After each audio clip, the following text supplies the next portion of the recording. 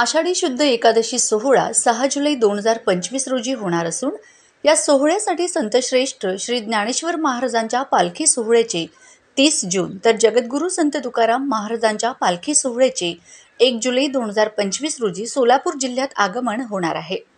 या पालखी सोहळ्याबरोबर तसेच अन्य संतांच्या पालखी सोहळ्यासोबत मोठ्या प्रमाणात वारकरी भाविक येतात।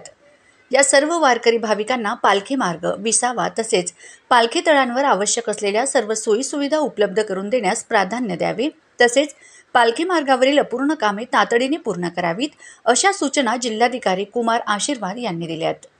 आषाढी यात्रेच्या पूर्वतयारीबाबत श्री विठ्ठल रुक्मिणी भक्त निवास पंढरपूर येथे बैठकीचं आयोजन करण्यात आलं होतं।